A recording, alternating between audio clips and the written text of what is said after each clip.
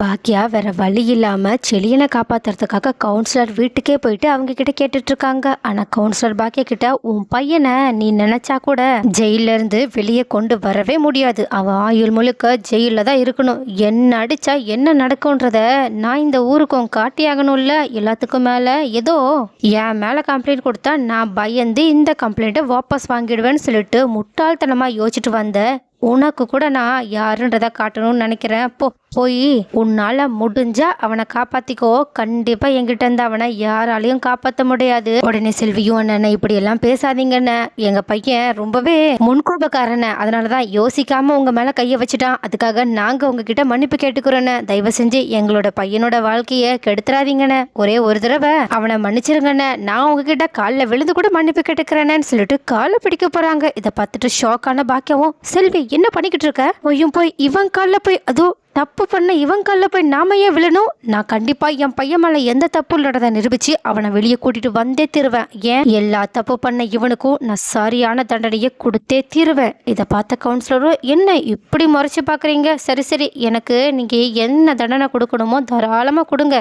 நான் கூட அதோ இந்த பொம்பளை என்கிட்ட காலில் விழுந்தெல்லாம் மன்னிப்பு கேட்க வருதே, நீங்களும் அப்படியே கேட்பீங்க, அப்படியே என்னோட மனசை மாத்திக்கலான்னு நினைச்சேன், ஆனா அதை இப்படி ஒரே நிமிஷத்துல நீங்க கெடுத்துக்கிட்டீங்க. சரி பரவாயில்ல, உங்களால என்ன பண்ண முடியும்ன்றதையும் நானும் பாக்குறேன். போங்க போங்க, டே இந்த 2 விஐபிங்களை அப்படியே வெளியே கொண்டு போய் விட்டுட்டு வாங்கடா. உடனே அங்க வந்து அடியாட்கள் கிட்ட கோவத்தோட, யாராவது இங்க வந்தீங்க அப்புறம் நான் என்ன பண்ணுவேன்னு எனக்கே தெரியாது, வா செல்வி போலாம், இதுக்கு மேலேயும் இந்த மாதிரியான கேவலமான இடத்துல நாம ஏன் இருக்கணும், வா இதுக்கப்புறம் எனக்கு எங்க போய் என்ன பண்ணணும்னு நல்லா தெரியும்னு சொல்லிட்டு செல்வி அங்க இருந்து கூட்டிட்டு போக, கவுன்சிலரோட அடியாட்களோ, அண்ணா என்னென்ன இந்த பொம்பளை நம்ம மேல இவ்வளோ கொலை வெறியோட போகுது, என்ன ஏதாவது நம்மள பண்ணிடுமா என்ன, நம்மளாலலாம் இதுக்கு முன்னாடி இந்த மாதிரி பொம்பளைங்களுக்குலாம் தொந்தரவே வந்தது கிடையாது இல்லைன்னா, இப்ப என்ன புதுசா பண்ணிக்கிட்டு இருக்க. அதுக்கு கவுன்சிலரும், டே யாரு என்கிட்ட இவ்வளோ திமிரா நடந்துக்கிட்டதே கிடையாது, நான் இவளோட திமிரை அடக்கிறதுக்காகவே இவ்வளோ விஷயத்த பண்ணிக்கிட்டு இருக்கேன். அவ இன்னைக்கு அழுது என் காலில் வந்து விழுந்து என் பையனை விட்டுருங்கன்னு சொல்லிட்டு கெஞ்சிராலோ அன்னைக்கு நான் கண்டிப்பா அவனை விட்டுருவேன். ஆனா அது வரைக்கும் நான் இவளை விட்டவே மாட்டேன். இவ தலைகீழ நின்னாலும்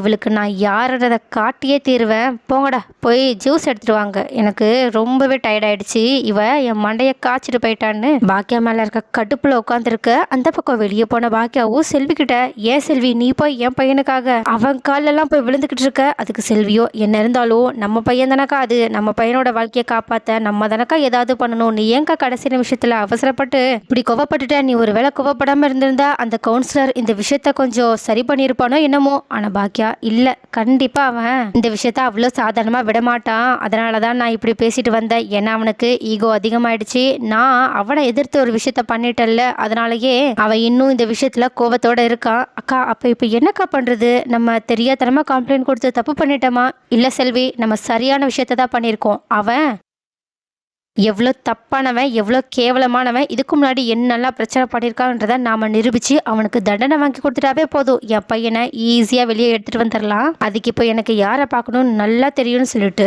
அவங்க டைரக்டாக செல்வியை கோர்ட்டுக்கு கூட்டிகிட்டு போகிறாங்க. இதை பார்த்த செல்வியோ, அக்கா அப்போனா நீ இந்த விஷயத்தில் போராடி பார்த்தரலான்னு முடிவெடுத்துட்டியா. ஆமாம் செல்வி, நான் ஒரு முடிவோடு தான் இருக்கேன், இதுக்கப்புறம் நான் அந்த கவுன்சிலரானு பார்த்தரலாம், என் பையனை வெளியே கொண்டு வர்றதுக்கு யார் என்ன சொன்னாலும் பரவாயில்ல, நான் நியாயத்தை வெளியே கொண்டு வரணும், ஆனால் அதுக்கு பதிலாக உண்மையை நான் மத்தவங்க மாதிரியே தப்பு பண்ண விரும்பல, எப்பவுமே உண்மையான பாதையில செஞ்சா எல்லா விஷயமும் சரியா தான் நடக்கும்னு சொல்லிட்டு ஒரு வக்கீல பார்த்து, சார் நான் தான் பாக்கியலட்சுமி, உங்ககிட்ட மெசேஜ் பண்ணனே, நீங்க இப்ப ஃப்ரீயா? வாமா வா வந்து பேசலாம். ஆமா நீங்க ராதிகா மேடமோட ஃப்ரெண்டு தானே?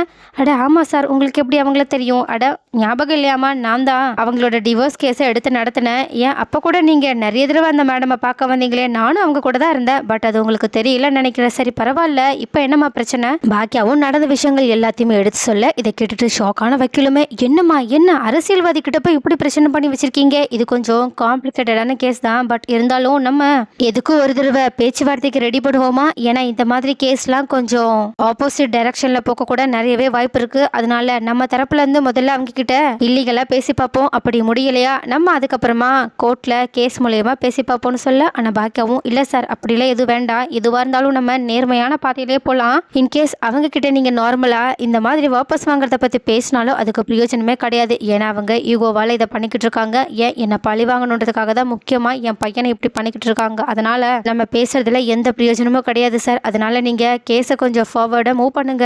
நான் ஆல்ரெடி கொடுத்த கேஸோட எஃப்ஐஆர் காப்பி தான் இது. நான் ஆல்ரெடி இதை போலீஸ் ஸ்டேஷன்லேருந்து வாங்கிட்டு வந்துட்டேன் சார். இதை கொஞ்சம் படித்து பார்த்தீங்கன்னா அந்த கவுன்சிலர் எங்களுக்கு எவ்வளோ தொந்தரவு கொடுத்தாங்க, அதனால் நாங்கள் எவ்வளோ பாதிக்கப்பட்டோன்ற விஷயம் உங்களுக்கு புரிய வரும். அதனால் அதை வச்சு நீங்கள் ஏதாவது நடவடிக்கை எடுங்கன்னு சொல்ல உடனே வக்கீலுமே அது எல்லாத்தையுமே படித்து பார்த்துட்டு, என்னம்மா பொம்பளைங்களா நடத்துகிற இடத்துல இவ்வளோ பிரச்சனை பண்ணியிருக்கானா, நீங்கள் முதல்லயே இந்த கம்ப்ளைண்ட்டை ரைஸ் பண்ணியிருக்கணும். பட் இப்போ டூ லேட்டு தான். ஆனாலும் நீங்கள் இப்போயாவது கொடுத்தீங்களே, சரி இதை வச்சு ஏதாவது பண்ணி பார்க்கலாம்.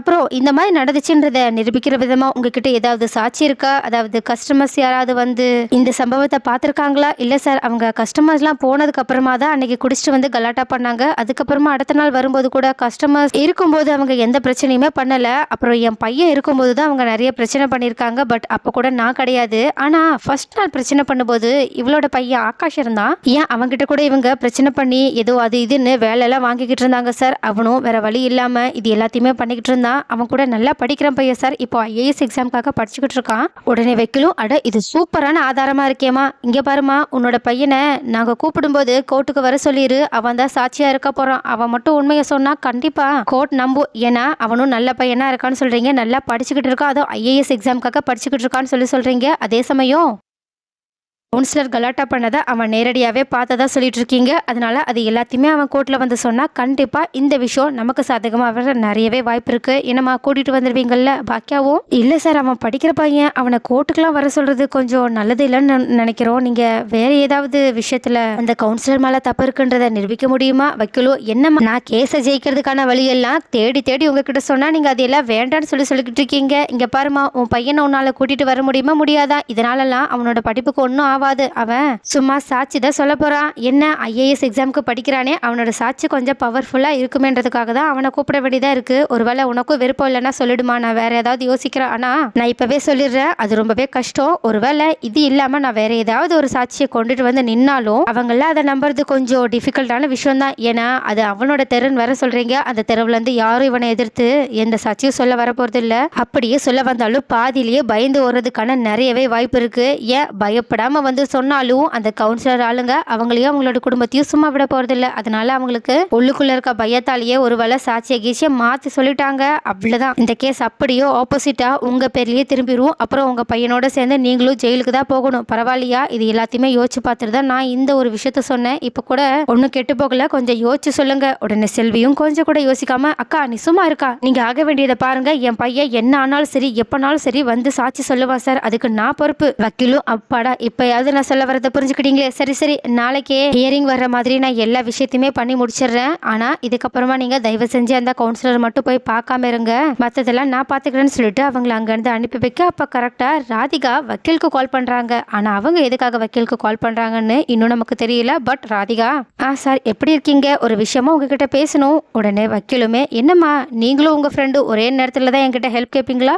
ராதிகாவும், யாரு என் ஃப்ரெண்டு, யாரு சார் உங்ககிட்ட ஹெல்ப் கேட்டது? அட உங்கள் ஃப்ரெண்டு பாக்கியா மேடம் தான். அவங்களோட பையனை இப்போ ஜெயிலில் வச்சிருக்காங்கல்ல, அந்த விஷயமா தான் என்னை பார்த்து என்ன அந்த கேஸை நடத்த சொன்னாங்க. சரி, உங்களுக்கு என்ன கேஸ் நடத்தணும்? உங்களோட பழைய ஹஸ்பண்டால உங்களுக்கு ஏதாவது பிரச்சனையா? இல்லை சார், இல்லை அப்படிலாம் எதுவும் கிடையாது. இப்போது நாங்கள் கொஞ்சம் சுமூகமாக பிரிஞ்சுதான் இருக்கோம். பட் நான் இது வேற விஷயமா உங்ககிட்ட பேசலாம்னு நினச்சேன். இருந்தாலும் நீங்கள் முதல்ல பாக்கியோட கேஸ் விஷயமா என்னன்னு சொல்லுங்க. ஏன்னா இதை பற்றி எனக்கு ஒன்றுமே தெரியாது. அட என்னம்மா இது எவ்வளோ பெரிய பிரச்சனையாக போயிட்டு இருக்கு. கவுன்சிலர் கிட்ட அவங்க பிரச்சனை பண்ணியிருக்காங்க. அதனால கோவப்பட்ட கவுன்சிலரும் மினிஸ்டரோட உதவியால அவங்களோட பையனை ஜெயிலையே தள்ளிட்டாங்க. அதனால இப்போ பாக்கியா மேடம் அவங்க கிட்ட ஏதோ சமாதான பேச்சுவார்த்தை நடத்திருப்பாங்க போல, அது ஒத்து வரலன்னு அவங்க மேல கேஸே கொடுத்துட்டாங்க. இப்போ அந்த கேஸ் விஷயமா தான் நான் இதை பத்தி பேசுறதுக்காக போய்கிட்டு இருக்கேன். அப்போ ராதிகாவும், சார் இந்த கேஸ்ல ஜெயிக்க வாய்ப்பு இருக்கா? ஏன்னா அரசியல்வாதின்னு வேற சொல்றீங்க.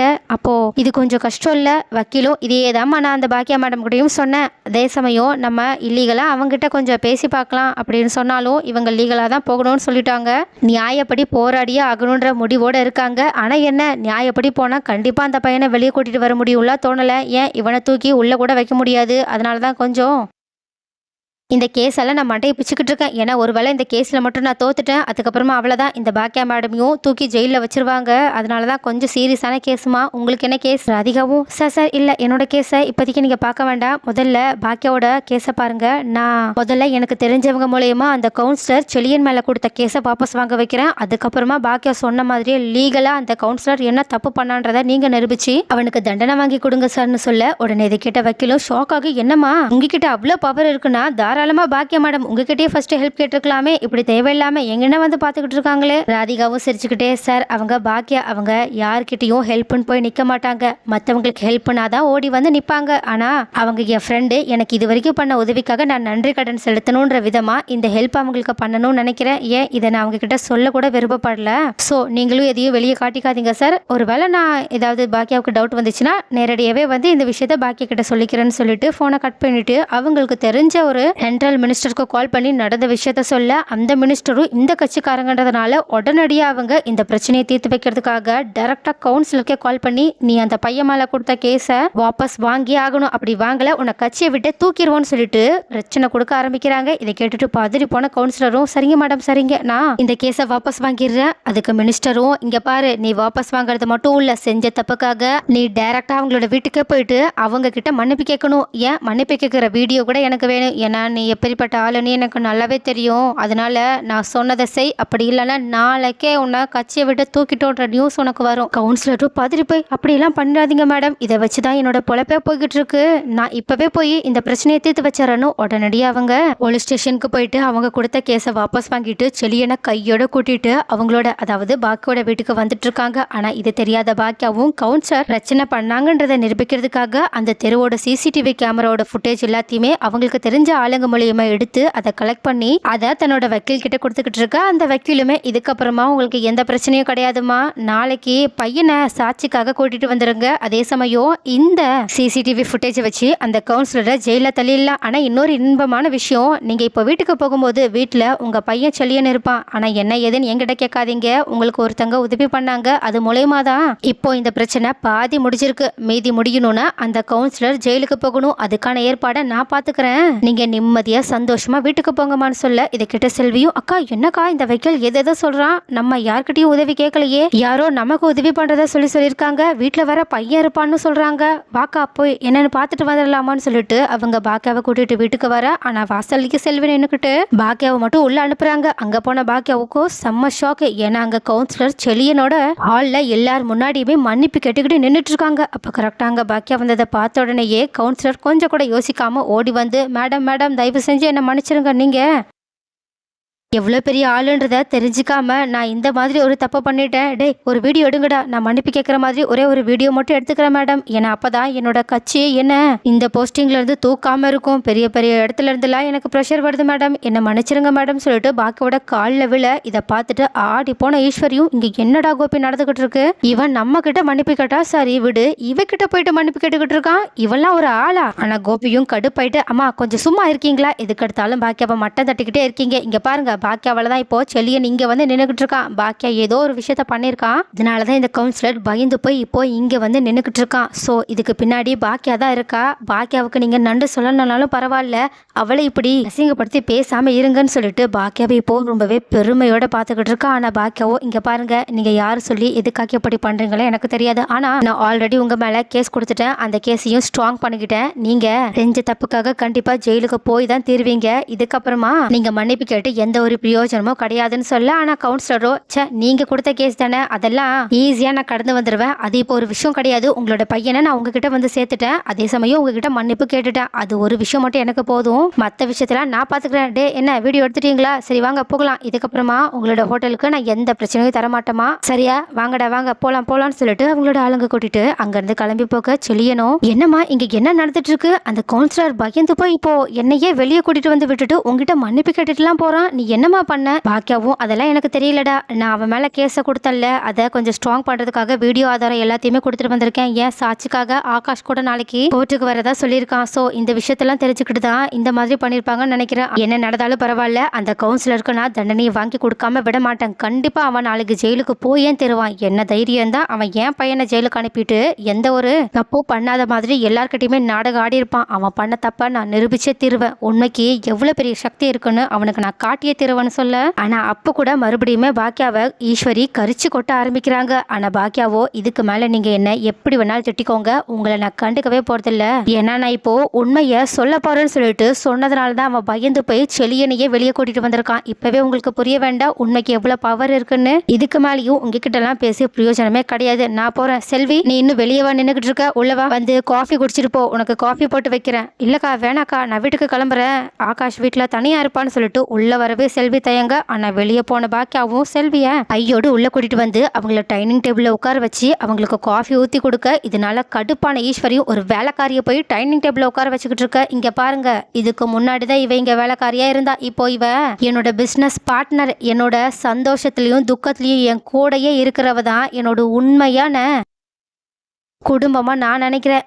ஏன் சொல்லப்போனா உங்க எல்லாரையும் விட இவ தான் என்ன நல்லா புரிஞ்சுக்கிறா. ஏன் இவ தான் என் குடும்பமாவே இருந்துகிட்டு இருக்கா. அதனால இதுக்கப்புறமா உங்களை பத்திலாம் நான் யோசிக்க வேண்டிய அவசியமே கிடையாது. உங்களோட லைஃபை நீங்களே பார்த்துக்கோங்க, என் லைஃபை நான் பார்த்துக்கிறேன்னு சொல்லிட்டு கெத்தா செல்விக்கு காஃபி ஊற்றி கொடுத்துட்டு அவங்களோட பக்கத்துல உட்காந்து அவங்களுமே நிம்மதியாக காஃபி குடிச்சுக்கிட்டு இருக்காங்க. இதை பார்த்துட்டு ஈஸ்வரி தான் பத்திரகாலியா மாறி நின்றுக்கிட்டு இருக்காங்க. ஆனா ஈஸ்வரிய பாக்கியா ஏறு எடுத்து கூட பார்க்கல. ஸோ கைஸ், பாக்கியா பண்ண விஷயத்த பத்தின உங்களோட கருத்துக்கள் என்ன? பாக்கியா இப்பதான் ஒரு தரமான சம்பவத்தை செஞ்சிருக்காங்கன்னு நீங்க நினைக்கிறீங்களா என்ன? அதே சமயம் ஈஸ்வரியோட தலைக்கடத்தை பாக்கியா சுக்குநூறா உடைச்சிட்டாங்களா? சோ இதுக்கப்புறமா ஈஸ்வரி இந்த வீட்டை விட்டு அவமானத்தால போகிறதுக்கான வாய்ப்பு இருக்கா, இல்லைன்னா மானக்கிட்டத்தனமா மறுபடியும் பாக்கியாவுக்கு தொந்தரவு தான் கொடுப்பாங்களா? இதுல உங்களோட கருத்துக்கள் என்னன்றத கமெண்ட்ல சொல்லுங்க.